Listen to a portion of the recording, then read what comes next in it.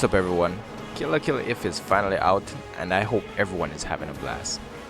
In this video, however, we're going to talk about 12 tips that will contribute to you winning more fights and coming out on top every time.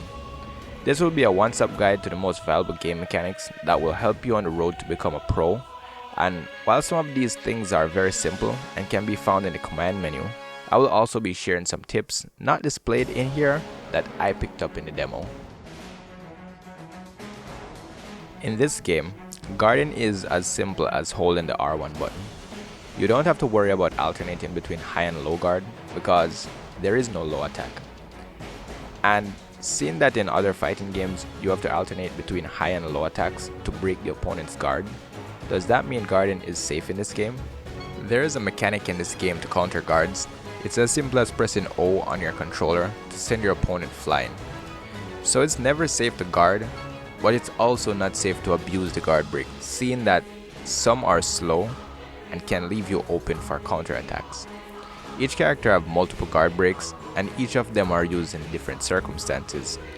Learn how to use each of them, incorporate it in your combos, and you'll definitely get more openings in your matches.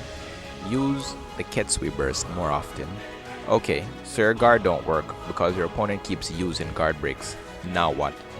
Well, the game designers actually thought about this and added a counter to counter all counters, known as the Ketsui burst. If used correctly, you can ease some of the pressure from your opponent, but if not, you initiate something instead called Bloody Valor. To keep this video short, I'll leave a link above to another video that goes in depth on this topic. Now, as most of us know, wall pins are great in fighting games. They're best used to restart combos, and it's the exact same in this game. So when you see your opponent gets pinned to the wall, do not think that this is the end. Get there quickly with the home and dash and re-engage. Force them to use their Ketsui burst and keep their SP gauge low, because this is not just a fighting game, but also a mind game like most.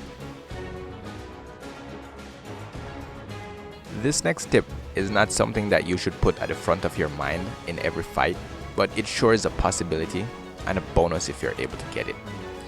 If you win 3 debates during the Bloody Valor, then you unseal your ultimate, which is the Seni Associates, and at this point you're able to end the game even if it just started. Full explanation is in a video that I will link above. Just the same as the guard break, if you use the same button to initiate your close range special, you'll perform an attack which is 1 unbreakable and 2 unblockable. This is a really great way to get some insane damage in without being countered, seeing that the Ketsui bursts have no effect on this attack. Usually, if you're performing a home and dash, your opponent will get timing just right to counter you. But the thing is, you don't have to commit to your dash attacks.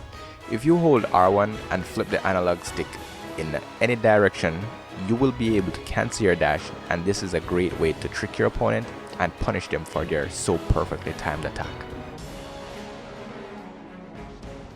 Attack breaks are not the same as guard breaks. While it does break the opponent's guard, it works in a slightly different way. Usually when you perform a guard break, some stars would appear around your character.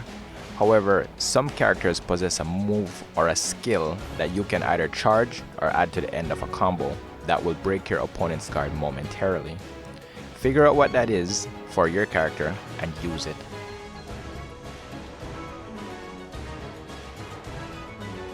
Just like the grounded home and dash that can be cancelled, you can also cancel aerial dashes as well, but that should be common knowledge. How to use this in combat to actually get an advantage is, you can use the aerial step with an attack, whether it's one to break and send your opponent flying, or a charge attack / delayed attack, which should confuse them for a second or two.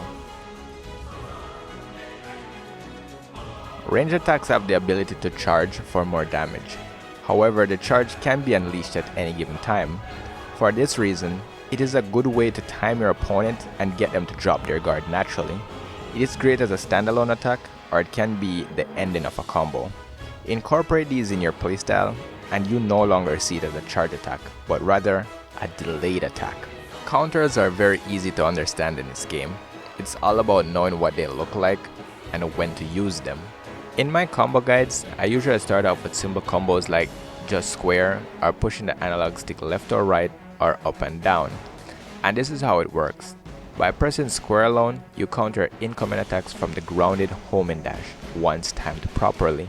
For side attacks, you counter opponents doing side steps to go around you, and for up attacks, you counter enemies in the air. Put this knowledge in your playstyle and you're ahead of most. Remember our talk earlier about unbreakable/unblockable attacks? Well, the truth is, you'd be better off running from this attack if you didn't watch this video or figure it out on your own. There are two ways to cancel this attack, and the first is to cancel it the same as when you clash with your opponent via homing dash. You do this by performing the exact same attack as the opponent, and that should cancel them out. The second way is to override the attack with your guard break. So far, the only person I've seen that can do this is Gamagori with his shoulder bash. Take into consideration that not all unblockables can be broken, but this is definitely a useful piece of information. The SP gauge is definitely where your strongest attacks and defense come from. He who manages it wisely will have the advantage, and to help you do so is to share a little secret with you. One of your combos is dedicated to acquire you SP, and this is as simple as ending your combos with the analog stick tilted to the left or right. You get a bar and a quarter every time you do this combo, so knowing this will definitely give you an edge in the fight. These are all the tips I have acquired in the demo.